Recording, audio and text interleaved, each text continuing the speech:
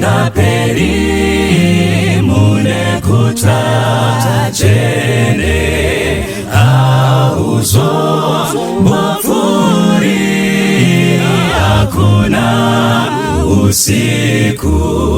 Mwari achapukuta masodzi avo vese, hakuna kutya nerufu, hakuna usiku. Mazamba anokosha mune guta dzvene, nziyange dzendarama, hakuna usiku. Mwari achapukuta masodzi avo vese, hakuna kutya nerufu, hakuna usiku. Mazamba yapfigwi mune guta dzvene, nerwizi runopenya, hakuna usiku. Mwari achapukuta masodzi avo vese, hakuna kutya nerufu, hakuna usiku. Zuva harizopenyi mumusha mutsvene, nyeyendi yokupenya, hakuna usiku. Mwari achapukuta masodzi avo vese, hakuna kutya nerufu, hakuna usiku. Mwari achapukuta masodzi avo vese, hakuna kutya nerufu, hakuna usiku. Mwari achapukuta masodzi avo vese, hakuna kutya nerufu, hakuna usiku. Hakuna kutya nerufu, hakuna usiku. Hakuna kutya nerufu, hakuna usiku. Hakuna kutya nerufu, hakuna usiku. Ndinokukwazisai mose muzita raJesu, amen. Toda kutenda Mwari zvakare nesabata ravatitendera kuona rinonzi nhasi, tichienderera mberi nekudzidza kubva mukati meshoko raMwari. Munamato wedu kuti dai zvatiri kudzidza izvi zvingatibatsira muupenyu huno nekumirira kuuya kwaJesu. Nhasi toda kuti tidzidze kubva kubhuku raSamueri wechipiri. Uyai neni pana Samueri wechipiri chapter 12. Chapter 12 ini ndoda kuverenga verse 15 na verse 16. Natani akabva akaenda kumba kwake. Jehovha akarova mwana wakanga aberekerwa Dhavhidhi nomukadzi waUria, akarwara kwazvo. Naizvozvo Dhavhidhi akanyengeterera mwana kuna Jehovha, akazvinyima zvokudya, akapinda akavata pasi usiku hwose. Mwari varopafadze kuverengwa kweshoko ravo. Musoro wenyaya unoti tichatevera. Regai tinamate. Baba vedu vari kudenga, muzita raJesu toda kutendai neshoko renyu ramaunza kwatiri zuva ranhasi. Itai ritibatsire isu takamirira kuuya kwenyu kwechipiri. Ndizvo pamunouya tisanyadziswa asi tigova nomufaro. Muzita raJesu tinonamata. Amen. Dhavhidhi tinomuziva nezvaakaita pachapter 12 yaSamueri wechipiri. ndipo paya paanotora mudzimai wemunhu. Atora mudzimai wemunhu anourayisa murume wemudzimai uya. Vapedza kudaro anochitora mudzimai uya ogara naye. Saka mwana akaberekwa muupombwe uhu. Mwana uyu Bhaibheri shoko raMwari rinoti akarwara. Bhaibheri shoko raMwari rinotitaurira Natani akauya. Natani ndobva ati, aiwa Dhavhidhi, ona zvawaita. Izvi zvawaita izvi kutadzira Mwari. Nemhaka yekuti waita izvi munondo hausi kuzobuda mukati memba yako. Saka Natani, Bhaibheri rinoti Natani akabva ndobva adzokera hake kumba kwake. Ende Bhaibheri hariregi kuramba richitireuchidza kuti mudzimai uyu aberekera Dhavhidhi mwana anga ari mudzimai wemunhu. Saka Bhaibheri shoko raMwari rinoenda pamberi rotiudza kuti Dhavhidhi akanyengeterera mwana kuna Jehovha. Dhavhidhi ane tsika yekuti paanokanganisa anomhanyira kuna Mwari. Rangarirai, pane imwe nguva yaakaita sensasi yavarume achida kuzvipa sando, ndo shoko ramazuva ano, kuti angonzi ndiye mambo. Arida kuziva kuti vangani varume varimo mukati menyika yake. Akati achipedza sensasi iyoyo, kwakauya mutumwa akabvunza akati, sarudza chaunoda pazvinhu zviviri izvi. Kuita makore mazhinji uchimhanyiswa navanhu pamaoptions anga aripo, panga pane option yekuwira mumaoko aMwari. Dhavhidhi anoti kumaoko evanhu handidi hangu, nekuti munhu anogona kushaya tsitsi neni. Regai hangu ndiwire mumaoko enyu imi Mwari, nekuti imi Mwari mune nyasha. Dzidzai chinhu ichi pana Dhavhidhi. Kana tichinge tasvika pakutadzira Mwari, ngatidzokei kuna Mwari iyeye. Ndiyeye Mwari ane nyasha, ndiyeye Mwari ane rudo, ndiyeye Mwari ana Jesu wakafa pamuchinjikwa kuti asuke zvivi zvedu. Ropa rake rakakwana kutinatsa pamberi pake. Saka Dhavhidhi unochema pamberi paMwari. Dhavhidhi unovata pasi usiku hwese. Mambo ane mubhedha, mambo anorara pakanaka, ari kuchemera upenyu hwemwana wake. Mambo aingogona kungoti kunoya chimwe, regai tisiye tione kuti zvichadii. But Dhavhidhi anoratidza hanya nemwana. Varipo vanoti kana zvichiitika izvi havatosympathize namadzimai, vanongoti zvichauya zvimwe, rega kunetseka. Asi Dhavhidhi tinomuona achishungurudzika, achikumbira kuna Mwari kuti mwana wake ararame. Chimwe chinoitwa naDhavhidhi kuzvinyima zvekudya. Jesu akazomboti rimwe zuva apedza kubvisa dhimoni pane kamwe kamukomana, akati kuvadzidzi vake, zvimwe zvacho varume zvinoda kutsanya. Pane imwe nguva yekuti unoona kuti upenyu panapa hwamira nemusoro, zvimwe zvacho zvinoda kutsanya. Wozvinyima zvekudya, wotaura naMwari nedambudziko rako. Problem yedu savanhu, we talk more about our problems to fellow human beings than we talk to God. Usapambadza nguva zhinji uchiudza vanhu dambudziko rako. Pambadza nguva zhinji uri mumunamato naMwari, uchizvinyima zvekudya. Saka Dhavhidhi mukurwarirwa, munhamo, haatiziri kune imwe nzvimbo, anotizira kuna Mwari.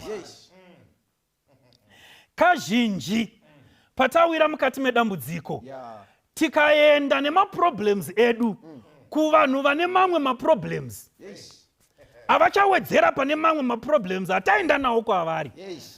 Takamhanya kuna ana tete vakatokonewa kuchengetedza misha yavo kuti vatibatsire pamusoro pemisha yedu. Hazvibudi kumhanya kunotsvaga upfumi kumunhu anogara muchimba chine denga rorereka. Wotobuda imomo uchiti ndapuhwa zvinhu zvinoita kuti ndipfume, ko iye sei asina zvaari kukupa iwewe. Tatiza tikamhanya kunzvimbo nekuvanhu vanonzi vanogadzirisa matambudziko, and yet they can only make them worse. Saka Dhavhidhi hatiziri kune dzimwe nzvimbo ba, hatinzwi kuchinzi wakaenda kun'anga, hatinzwi kuchinzi wakaita zvavaprofita. Dhavhidhi akauya kuna Mwari nedambudziko rake. I want to invite you, mwana waMwari, paunowira mukati medambudziko, there is a sure place you must go to. Pane nzvimbo, pana Jesu anogamuchira munhu akadaro nematambudziko ake, agokugadzirisira matambudziko ake. Tinosvika kwaari seiko Jesu uyu? Nemunamato. Jesu wakatodzidzisa vanhu vake kunamata, akati kana monamata iti Baba vari kudenga. Haana kupa ma-instructions ezvibhodhoro nemvura dzinozorwa. Baba vedu vari kudenga, as simple as that. Vamwe vaimbi vanoti he made it easy. Akaita kuti zvive nyore kumusvikira. Jesu achibva kudenga, he was coming to make life easy for the Christian. Hapasisina zvekudhonzana namakwai ndichienda kunokumbira ruregerero. Hapasisina zvekutinhana naJamaica ndichienda kunokumbira ruregerero. Ndinopfugama ndoti Baba vari kudenga, and my access is Jesus. He made it easy. Ukaona kutaura naMwari kwakuoma, zvekuti unopfugama paunosumuka ipapo musoro wako unenge wazeswa wakutotema, something is wrong. He made it easy. Baba vedu vari kudenga. Imwe munamato haisi kusvika nekuti takadzidziswa kunamata chaiko, asi tinoramba takasindimara pakunamata kusiko. Mwari vatiitire nyasha. Dhavhidhi anotidzidzisa kuti mukupinda mudambudziko, rangarira Mwari. Mukupinda mudambudziko, zvinyime zvekudya. Mukupinda mudambudziko, kuna Mwari anoteerera. Bhaibheri shoko raMwari rinotaura kuti vakuru veimba yake vakasimuka, vakaenda kwaari, vakada kumumutsa pasi, asi iye wakaramba akasadyavo zvokudya zvavo. Saka panapa akadza Bhaibheri rikutsanangura nyaya isina kujairika. David tinomuziva, anotsanangurwa seshamwari yaMwari, a man after God's heart. But zvakadaro Bhaibheri inotitsanangurira achisangana neurwere. Umwe munhu aigona kubvunza, ko shamwari dzaMwari dzingarwarirwa here? Ko shamwari dzaMwari dzingafirwa here? Pano Bhaibheri rikutotiburitsira pachena, as long as tiri panyika inoi, hazvina ndava kuti ndiwani. Rufu runouya, kurwara kunouya, kunyange uri shamwari yaMwari. Rega tiverenge vhesi ya 18 nevhesi ya 19. Zvino nezuva rechinomwe mwana akafa. Varanda vaDhavhidhi vakacha kumuudza kuti mwana wafa, nokuti wakati, tarirai, mwana achiri mupenyu. Takataura naye akaseterera nemanzwi edu. Zvino uchatambudzika seiko kana tikamuudza kuti mwana wafa? Pfungwa yekutanga yandityisa panyaya iyi. Mwana anofa sei baba ari pakutsanya? Bhaibheri pano riri kuti David ari mambo, wakati chimbondisiyai ndirege kurara pandinozikanwa paya. Regai ndinorara pasi ndichiumburuka. Chimbondiregai kundigadzirira tafura nechikafu sezviya. Ndoda kuzvinyima zvekudya. Regai ndikuudzei vana vaMwari, pano Bhaibheri riri kutidzidzisa zvatinofana kuita hama dzedu tichirwara. Kana paine kubatsira kwaungagona kuita hama yako ichirwara kumunamatira. Vanhu vanotsvaka zvakasiyana siyana, vokangamwa munamato paurwere. But David, mari iripo, pfuma iripo, anoti pfuma ndenhando, zvingadiwa pasituation munamato.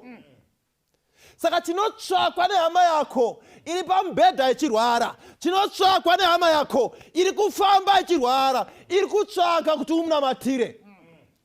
Saka David apinda paprogramu yekunamata. But chiri kundityisa, David ari paprogramu yemunamato, minduro yemunamato rufu. O minduro yemunamato, komana ari kutsanya, but minduro rufu. Kaindi kudzeva na vaMwari, pane nguva dzatinonamata, minduro yoita rufu. Tichitarisira kuti Mwari, rapaiwo baba vangu, Mwari rapaiwo tete vangu, Mwari rapaiwo sekuru, rapaiwo mwana wangu, tarirai muone ndiye ega. Mwari rapaiwo mudzimai wangu, tarirai muone tichiri kungobva muchato uchiri mucheche. Mwari rapaiwo hama dzangu, minduro yoita rufu. Ubvunzo wangu, Mwari ane rudo, anotsanangurwa naBhaibheri, kana da kungomutsanangura tongoti ndirudo. Ko Mwari muri kutendedzereiko mwana waDhavhidhi achifa? Iye Dhavhidhi ari pamunamato. Aiwaka, Dhavhidhi haasi munhu wenhando, ishamwari yenyu. Ende Dhavhidhi haasi pamba peng'anga. Dhavhidhi haasi mumba womuprofita wenhema. Dhavhidhi haasi kutsvaka mafuta angatsvakwa ekuzora mwana.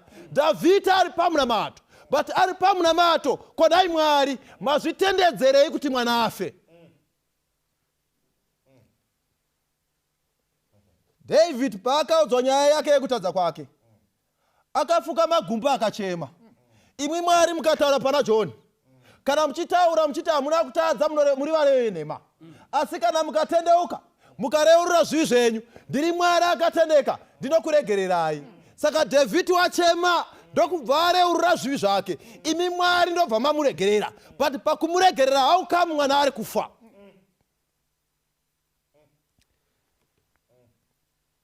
Unogona kutarisa nyaya yaUria. Womuona ari musoja anoteerera. Hapana paakatadza. Aita zvose zvinodiwa namambo nakomanda. But Mwari vari kutendedza kuti Uria azorore. Mwari muri kuzvifambisa sei? Program dzenyu handizvinzwisisi. David ari umwe munhu aiti Mwari hamuna matikimi. Hamungati ndiri pakati pekutsanya motendedza mwana kuti afe. Handichanamati Mwari wakadai sezvinoitwa navamwe nhasi. Mwari itai kunamatai ndobva marega hama yedu ichifa. Pamwe pacho tinototi taenda kunoona hama yedu, takaungana tichinamata, patinoti amen hama yozorora. Nyika yototaura zvainotaura, munamato wavo vakauya kuzopedzisa. But Mwari muri papi paequation. Tikaverenga bhuku raMapisarema chapter 23 verse 6. Ivhesi inondifadza nekuti inotsanangura nyaya dzaDhavhidhi paaitsangana nekuremerwa, paaisangana nekurwadziwa. Experience yake yekurwadziwa inomurangaridza God's goodness and mercy. Amupavara waMwari, ari kuona Mwari ari Mwari akanaka, ari kuona Mwari ari Mwari wenyasha mukufirwa. David haoni Mwari vari Mwari vasina hanya nesu. Anonzwisa kuti Mwari ndi Mwari vane hanya. Saka mukufirwa Mwari ndi Mwari vane hanya, mukurwarirwa Mwari ndi Mwari vane hanya. Kunyangwe tafirwa ngationei rudo rwaMwari. Saka dzimwe dzenguri tichatofirwa tiri pamunamato, but ngationei rudo rwaMwari zvakadaro. Nemhaka yedu chidaro, at times there are no easy answers to settle our minds. But there are plenty of dependable promises to heal our hearts. Pane mapromises ari mukati meBhaibheri ekuti tikamatarisa moyo yedu inofana kunyaradzwa kunyangwe parufu. Nekuti tinozvinzwisisa kuti hazvigumiri ipapo.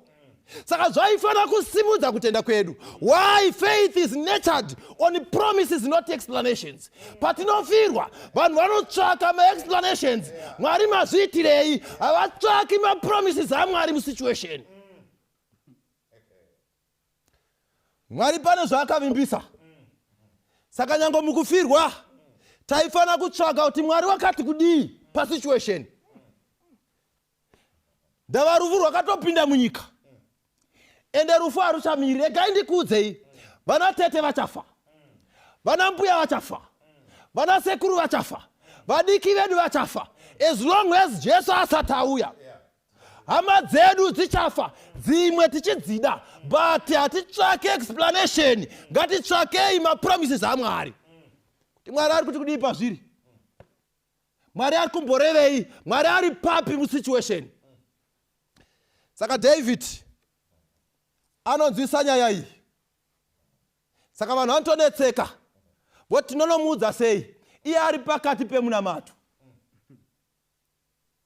Munamato waDhavid waisavawo kuti Mwari radzikai mwana.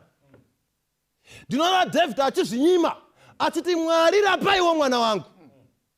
Hatizivi kuti chirwere chipi, but munamato waDhavid waivawo kuti Mwari rapai mwana. But zvakadaro Mwari vanopindura neimwe nzira. But ndinoona David reaction yake inotsanangura kuti mukomana uyu wakanzwisisa kunyange munamato waJesu. Kuda kwenyu ngakuitwe. Saka kazhinji patinonamata hama dzichirwara tinokangamwa kuda kwaMwari. Tinokangamwa kuti wangu mai tichiri kuvada, but Mwari kuda kwenyu ndekupi? Wangu tete tichiri kuvada, but Mwari kuda kwenyu ndekupi? Nokuti kuda kwaMwari ndio kunoratidza nyasha dzavo. Kuda kwaMwari ndio kunoratidza kunaka kwake. Saka dzimwe dzenguri muupenyu kunaka kwaMwari kunotoonekwa nokufirwa nehama dzedu amupo. Hama dzazorora tinofanira kusvika totarisa toti zita raJehovha ngarikudzwe, Mwari makanaka. Hama dzazorora tinofanira kusvika totarisa toona nyasha dzaMwari musituation. Saka David asiyana neni nhasi. David asiyana newe nhasi. Nekuti dzimwe dzenguri kana tichitongonamata techiti ngaive automatic, munhu ngaapore. Vhesi haina kuti usanamata. Vhesi yatisimbisa ngatinamatei. Jakobho achitonyora anoti pane anorwarirwa here ngaanyengetere. Saka solution yeproblem yekurwarirwa munamato. But pauri kunyengetera, Bhaibheri riri kutiko gadzirira kugamuchira zvinobudapo. Nekuti zvinobuda ndo zvafadza Mwari. Saka dzimwe dzenguri tinozvikanganwa, towanikwa nekubatikana. But nyaya igumiri ipapo. Ukadzika nevhesi unonzi varume vakuru vaitonetseka tonomuudza sei. Ndobva atoverenga zviso zvavo. Ndobva azviona. Asi ndoda kuti murangarire chinichi. Musoro wenyaya unoti tichatevera. Now tasiya paverengwa vhesi ya 19. Saka nditenderei tiverenge vhesi ya 19 kusvika vhesi ya 22. Asi Dhavhidhi wakati achiona kuti varanda vake vanoita zevezeve, Dhavhidhi akaziva kuti mwana wafa. Dhavhidhi akati kuvaranda vake, mwana afa here? Ivo vakati afa. Ipapo Dhavhidhi akasimuka pasi, akashamba, akazora mafuta, akafuka dzimwe nguo, akapinda mumba maJehovha, akanamata. Ipapo akaenda kumba kwake, akakumbira zvokudya, vakamupa akadya. Ipapo varanda vake vakati kwaari, ndokudiniko? Achiri mupenyu makazvinyima zvokudya, mukachema mwana, asi zvino mwana wakati afa, mukasimuka mukadya zvokudya. Iye akati, vhesi ya 22, mwana achiri mupenyu ndakazvinyima zvokudya ndikachema, nokuti ndakati ndianiko ungaziva? Zvimwe Mwari ungandinzwira tsitsi mwana akararama hake. Mwari akomborere kuverengwa kweshoko rake. Now ndoda kuti pamukana iwoyu timbotora nguva yekudzidzisana. Manzwa here zvaita vhesi ya 19. Wiki rese varanda vanga vachiona tenzi vakarara pasi vachiungudza nekunamata vachizvinyima 1 week. Now mwana afa, and ndiyo vane information yekuti mwana afa mambo asati aziva. Ndo kutanga kuita zeve kuti ndiani achasvitsa news. Regaiti vatatora mukana. I like technology and totenda Mwari nesocial media. But mambozvoonawo here kuti pane katsika karipo kekuti nhasi unogona kuziva nezve hama yako yashaya pawhatsapp iwe usati wazviziya. Rega ndimbodzoka nemi mani, mukaenda kuchipatara, hama yenyu ikaadmitwa, ikatopiwa mubhedha, akarapwa akazofari muchipatara, vanotodedza next of kin. Vadedza next of kin, havangosviki vachiti pwasha. Vanototanga nekubvunza kuti ndimi mama ine hama irumu, hongu ndini, mamuchiziva kuti ari kurwara neati achiziva. Vanotokutsvaga mazano nenzira, but nhasi une munhu wekuti anongosvika kuti ndiwe murume wanhinga ashaya. Varanda apa vari kutora mukana just to, vari kutoita zevezeve kusvika mambo aona. Zvazvakanaka kuti titore mukana wekuti tione shuwa. Ende pane katsika kekungoforward, kungoona kuti hanzi ningafa forward. Torawo nguva yekufunga, wotorawo nguva yekuti pada pamwe next of kin wacho haasati aziva. Saka varanda vanoita kazevezeve, voudzana. Mambo obvunza zvikanzi ndiudzei mwana achiri mupenyu kana kuti afa, zvikanzi afa.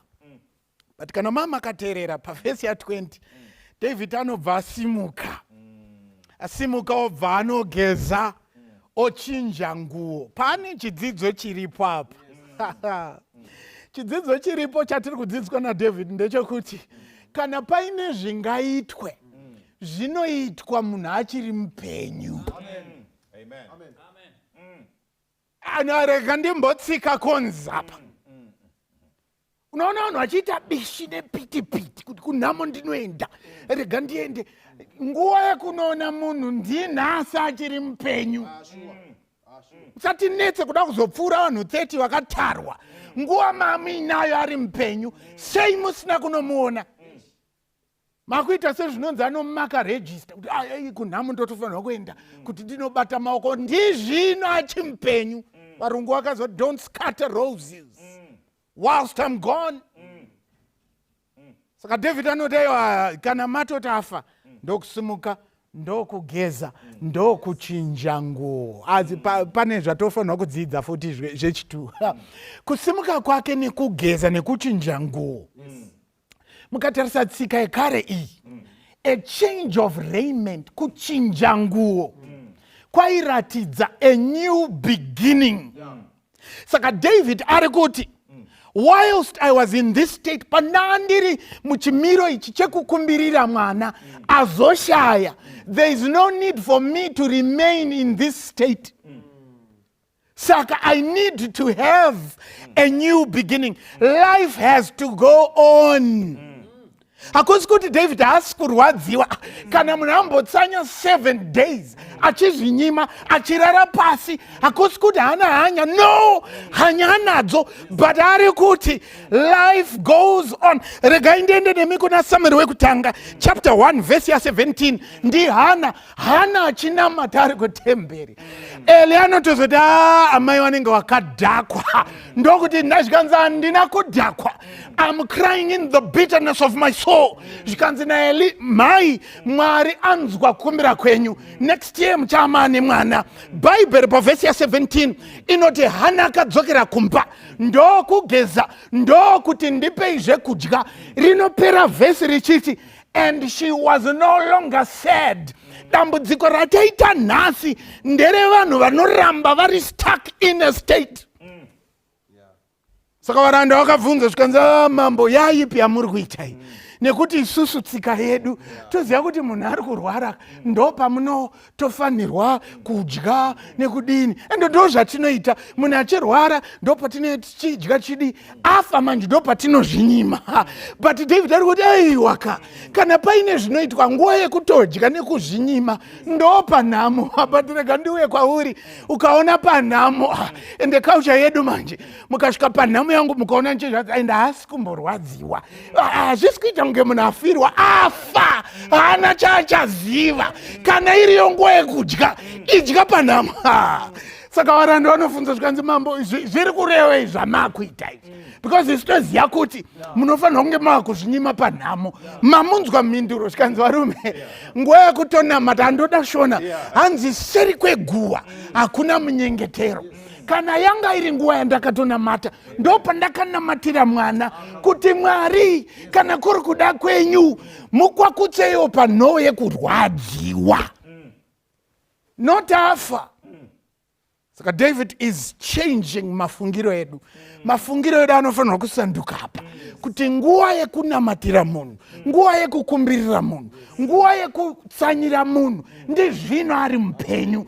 Afa geza wochinja nguo wodya nekuti atofa haana chaanoziva. But David anozotaura something mumashure mashoko aya saka ndanchimukumbirira ari mupenyu ende ndanga ndichiti pada Mwari anogona kuchinja pfungwa akamuraramisa. But inzwa zvinoita verse 23 asi zvino afa hake ndichazvinyimireiko zvokudya? Ndingamudzosere? Ini ndichaenda kwaari asi iye haangadzoki. Tichatevera, tese tiri kutevera. Saka David ari kuenderera mberi nekuratidza pano kuti agamuchira zvaitika kuti mwana haasisipo. Regai tingotaura nenyaya yekugamuchira. Tiri kurarama mumazuva azara nerufu. Tiri kurasikirwa nehama nevadikanwa vepedyo. Vazhinji dzavachirikadzi, vazhinji dzavenherera, vazhinji vavetsvimborume nekuda kwekuti tarasikirwa nevataigara navo mudzimba kunyangwe dzemukatikati. Asi chaakuitika ndechekuti vazhinji tiri kusara tiri vapenyu, ndo patiri kusara tichibatwa kunyangwe nezvirwere zviri kuratidza kuti tiri kushushikana, hatisi kugamuchira zvaitika.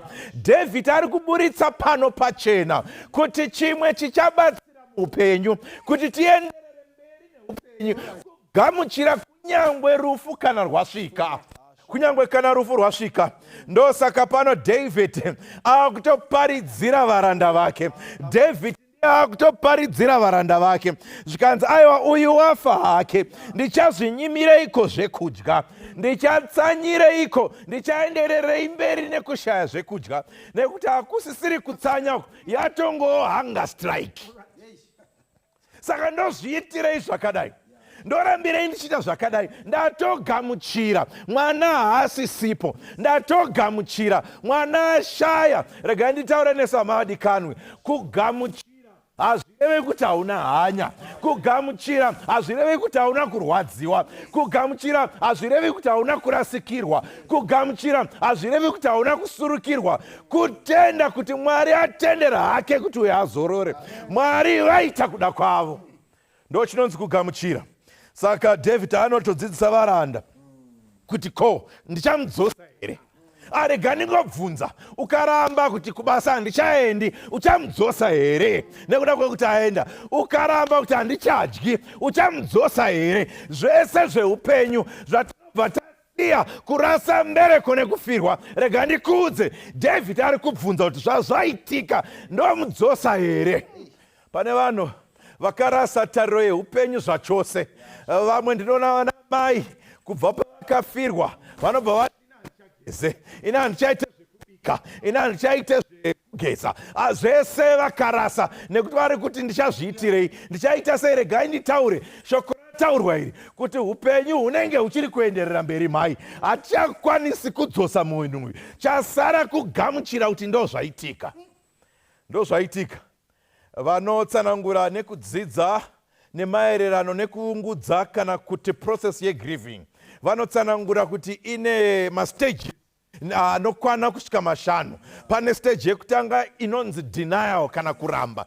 Kazhinji kana tarasikirwa nemudikanwi tinombotanga kuramba kuti chokwadi here zvaitika, chokwadi here shuwa munondirevera nhema, handizvo. Panguva iyi kazhinji zvinenge zvichiitika une wakatarisira kuti munhu achadzoka, unobata foni uchitarisira kuti achafona, unotarisa pamukova uchifunga kuti nguva dzekupera kwebasa munhu achangogogodza pamukova achipinda. Munhu anenge achiri pastage yedenial.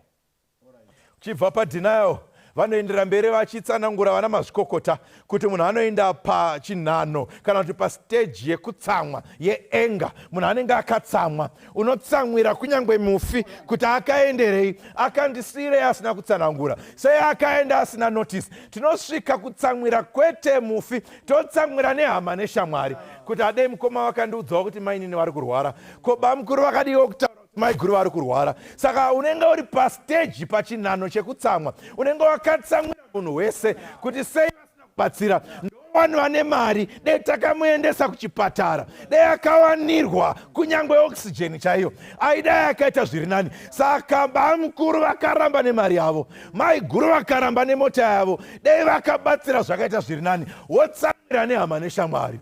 Asi panondoperera kutsamwa, ndepekusvika pakutsamwira Mwari. Vanhu vanosvika pakutsamwira Mwari. Mwari muchiko here? Mwari mune hanya here? Is God still in control of the situation? Last week tatiri kunamo, vhiki yakapera museri tatiri kunamo, mwedzi wapera tatabva kune imwe nhamo, hama 5 dzafa mumwedzi 3. Mwari kana muriko zvakadai hazviitike. Saka kutsamwa kwedu, we get to the point of being angry with God himself. Tinenge tiripo pakuungudza, chinhano chekuungudza, unopfuura pastage yeenga. Vanotsanangura vana mazvikokota vachiti unobva waenda pastage inonzi yeguilt. Unewa kutanga kuzvidemba iwewe kuti but dei ndakamboendesa maruwa. Pama muchataura paya kuti don't scatter roses. You start feeling guilty. Dei ndakamuitira zviri nani. Paya takatukana, dei ndisina kutukana navo. Dei ndakangoendawo kuchipatara, ndakangondovaonawo. Dei ndakavanamatira. Paya pavaida kunyange mabanana, dei ndakangovabatsirawo. You get to the point of feeling guilty for yourself. You blame yourself. Yerufu tiringobatsirana nekuda kwekuti rufu rwakatipoteredza hama. Zvarwadza rufu rwanhasi nderwevazhinji vari kutevera, kwete nekuti vaifanira kutevera, asi vatadza kugamuchira rufu rwewatisiya. Vatadza kugamuchira. Saka vatadza kugamuchira, vazopfuura ipapo ndopavanozosvika pakuchitanga kuungudza, pakurwadziwa nemwoyo vachichema. Regai ndikuudzei, chinoitika parufu ndo chinonzi funeral, asi chinozoitika kana taviga ndo inonzi mourning. Ndo panotanga kuchema, ndo panotanga kuungudza, ndo panotanga the grieving process. At the funeral there is a lot of crying, but after burial there is a lot of mourning. Saka ndo panotanga kurwadza moyo, ndo panotanga kurwadziwa moyo. Tazopfuura ipapo nekuda kwaMwari anenge achitifambisa, ndo patinozosvika pakugamuchira kuti aiwa vakaenda. Tasvika ipapo ndo stage yabva yatoratidzwa naDhavhidhi kuti ndicharambirei ndichichema, ndicharambirei ndichitadza kudya, ndorega here kuenderera neupenyu. Dhavhidhi anobva ati panapa, ko ndichamudzosa here? Anobva atopindura zvikanzi aiwa iye ini ndichatoenda kwaari, asi iye haangatodzoki kwatiri. Isu ndisu tichatevera, ivo havachatodzoki. Saka tikasatochenjera, tikasasvika pakugamuchira rufu rwavadikanwa, isu tinotevera nekukurumidza, ivo havachadzoki. Nekuti nyangwe tikashushikana, havachamuki kubva kuvakafa. Nyangwe tikanetsekana, havachadzoki kubva muguva. Nyangwe tikarwadziwa kusvika papi, tikabvunza kusvika tikazvipondera pasi, tikazviumburudza pasi, chatosara kugamuchira. Hama vadikani, totsvaga kuti torarama sei upenyu tichienderera mberi, nekuti ivo havachadzoki, isu ndisu tichatevera. Ndo shoko riri pana Muparidzi chapter 9 verse ya 5 kuti isu vapenyu isu tinoziva kuti tichafa, asi vakafa havana chavanoziva.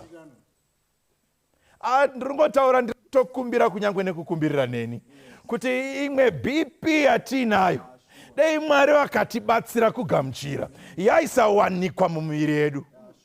Imwe misoro iri kutema, Mwari vakatibatsira, inofanira kupera nekugamuchira kunyange ndufu dzawanda muupenyu hwedu. Acceptance inogona kutibatsira kuenderera mberi neupenyu. Zvikanzi pavhesi ya24 inzi waDhavhidhi akagamuchira. Zvikanzi pavhesi ya24 Dhavhidhi akanyaradza mukadzi wake Bhatishebha. Dhavhidhi ndokutora chinhano chekuti mwana afa, rega ndichitondonyaradza mai, rega ndinyaradze mudzimai wangu, rega ndichitondomunyaradza ndirini, rega ndiri kutaura newe mhai, ndiri kutaura nemi baba, imi chivai munhu achonyaradza kunyange mhuri yese nenhamo yakawira mhuri. Take the first step to comfort the family. Toraiwe chinhano chekugamuchira wonyaradza munhu. Teerera mudikanwi, acceptance is not forgetting that someone has died. Kugamuchira zvireva kuti wakanganwa, asi kubvuma kuti ndo zviripo. Saka zvikanzi inzwa nyaya yaDhavhidhi, zvikanzi akanyaradza mukadzi wake Bhatishebhari, akapinda kwaari akavata naye, iye akabereka mwanakomana, akamutumidza zita rinonzi Soromoni, iye akadikanwa naJehovha. Saka Dhavhidhi haana kurasa nzvimbo yake sababa vemba, akati aiwazve, ndichiri baba ava ndo mai, upenyu hunoenderera mberi, rega ndinyaradze mai wangu. Akanyaradza nekanyaradziro kake. Saka zvinotsvagwa kwatiri vana vaMwari ndezvekuti kana dambudziko ratiwira, kunyange nhamo yatiwira, tikumbire kuna Mwari, tibatsirei tienderere mberi neupenyu, tigamuchire zvinenge zvaitika. Ndinorangarira umwe murume aidikanwa kwazvo naMwari anonzi Jobho wenyika yeUzi. Akambowirwa nematambudziko ari pane rino pasi. Regai tindoibata pana Job chapter 1. Muone nhamo dzakamumomotera nematambudziko akamumomotera. Mugonzwa mashoko akataura mushure mekunge asangana nematambudziko akadai. Job chapter 1 kubva pavhesi 13. Bhaibheri rinobva rati, zvino rimwe zuva vanakomana vake nevanasikana vake vakati vachidya nokunwa waini paimba yomukuru wavo, nhume ikasvika kuna Jobho ikati, ng'ombe dzakanga dzichirima chichera kurutivi rwadzo. VaSebhia vakadziwira ndokudzitora navafudzivo, vakavauraya neminondo inopinza. Ini ndoganda pukunyuka, ndavuya kuzokuudzai. Iye wakati achataura, ihwa zviri kuitika. Iye achataura. Mumwe akasvikawo akati, moto waMwari wakabva kudenga ukapisa makwai navafudzi ukavapedza. Ini ndoganda pukunyuka, ndavuya kuzokuudzai. 17. Iye wakati achataura. Mumwe akasvikawo akati, vaKaradhiya vakanga vaita mapoka matatu, vakawira makamera vakatora, navafudziwo vakavauraya neminondo inopinza. Ini ndoganda pukunyuka, ndavuya kuzokuudzai. Verse 18. Iye wakati achataura. Mumwe akasvikawo akati, vanakomana venyu, chiteerera, vanakomana venyu nevanasikana venyu vakanga vachidya nokunwa waini mumba momukuru wavo. Dutu guru ndokubva kurutivi rwerenje, ndokurova pamakona mana eimba, iyo ikawira pamusoro pavana vakafa. Ndoganda pukunyuka, ndauya kuzokuudzai. Iyi ndo inonzi nhamo iyi. Kana pane inonzi tsekwende, ndo yakawirwa naJobho. Upfumi hwese hwakaparara nezuva rimwe chete. Zvose zvaakanga ainazvo zvikaparara nezuva rimwe chete. Izvozvo zvaiva nani. Dei huri upfumi hwega, taita ndohushandira. Dei iri mota yatsakatika, unoti ndoshandira imwe. Dei iri imba yaputsikai, waiti ndoshandira imwe. Makamera unoti mamwe achabereka mamwe. But chiwa zvoitika apa, zvikanzi nevanakomana nevanasikana vake vakaparara nezuva rimwe chete. Saka panhamo yekwaJobho pakaiswa, pakacherwa makuva 10, paine mabhokisi 10. Vanakomana vanomwe nevanasikana vatatu vese vachivigwa in one day. Kana pane inonzi nhamo, iyi ndo inonzi nhamo iyi. Aiwa, iyi aisiri funeral bai, iyi airi nhamo. Paisiririsa panhamo paJobho, nekuti wakanga angosara aine mudzimai, vana vose vakanga vaparara nezuva rimwe chete. In one day ndo kunonzi wawirwa nenhamo.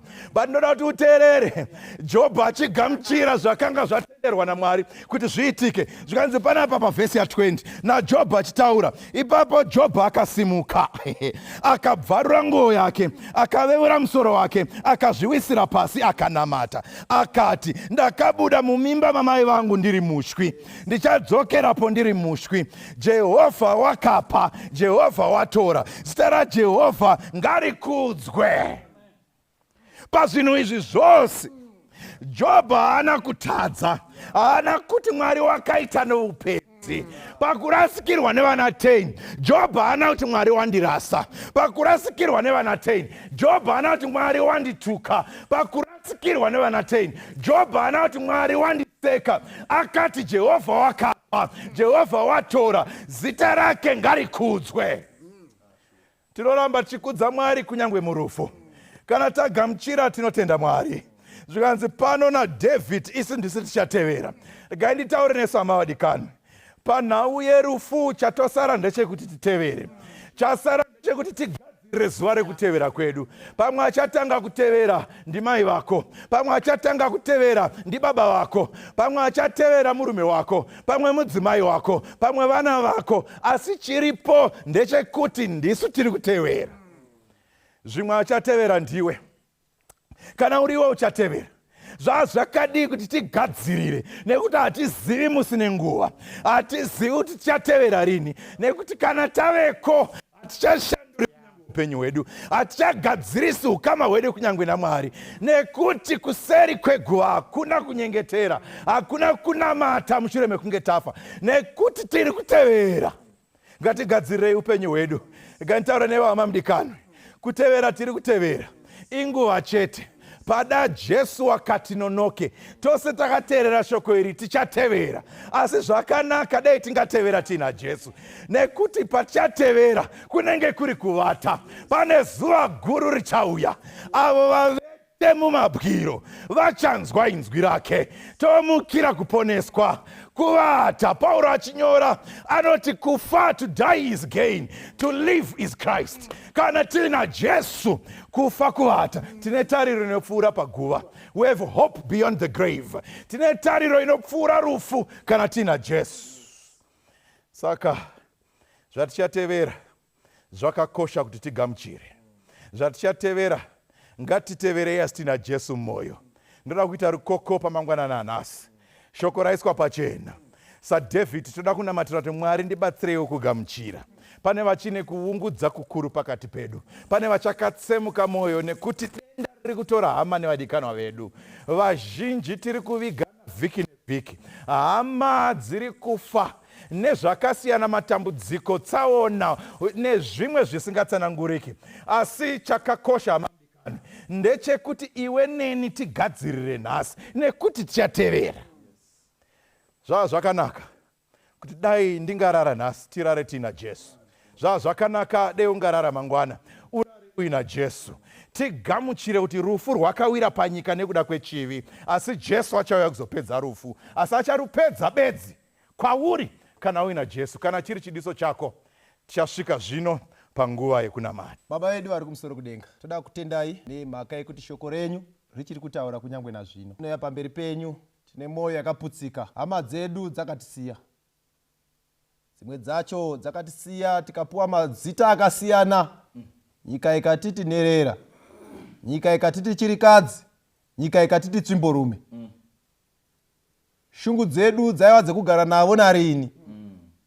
Simaita yenyu mataura neshoko renyu kuti idi rufu ruri pakati pedu. Rucharamba ruchitonga asi kwenguva duku nokuti haruna simba. Akutendai nokuti muri Mwari. Matibuditsira pachena zvikaitika kuti matinonokei kuuya. Tichazorora. Tibatsirei tiite madecisions ane uchenjeri panguva inoi. Tikusarudzei nhasi. Tikuteverei kuti kufa kwedu kugoreva chinhu, nekuti tinoziva kuti nerimwe ramazuva tichagamuchidzana nemi. Maita yenyu matinyaradza. Toda kutendai nemhaka yemweya yenyu mutsvene uri pakati pedu. Apo mwoyo yedu yakapwanyika, rangariraiwo nyika yekwedu. Rambai muchitinyaradza Mwari nemweya wenyu. Zvaitwa zvapera takusarudzai. Mouya tigoti ndiye Ishe watakanga takamirira. Ndomunamato wedu muzita raJesu tinokunamatai. Amen. Hatina mushapanyika, hatifari kuva pano, zvinofadza mweya yedu kutsvaga musha unouya, kutsvaga musha unouya.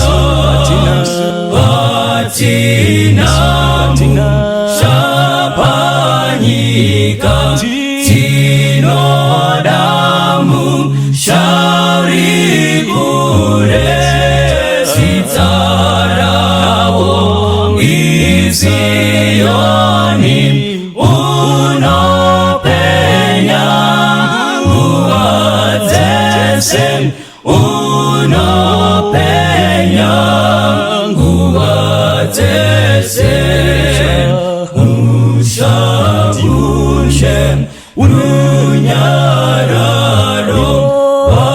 Wafamira Chazorora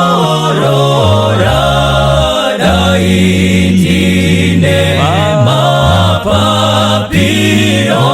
Daiuya Dizorolem Daiuya Dizorolem Weyawa Chinyarara Wari ano Ziwangu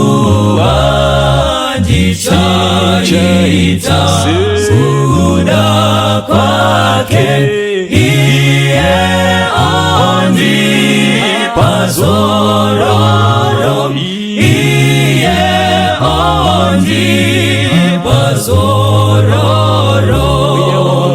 Kweyawa Chinyarara Mwari ano Ziwangu Andichaita Buda Paken Iye ondi Pazororo Iye ondi Pazororo Iye ondi Pazororo Iye ondi Pazororo Iye ondi Pazororo Iye ondi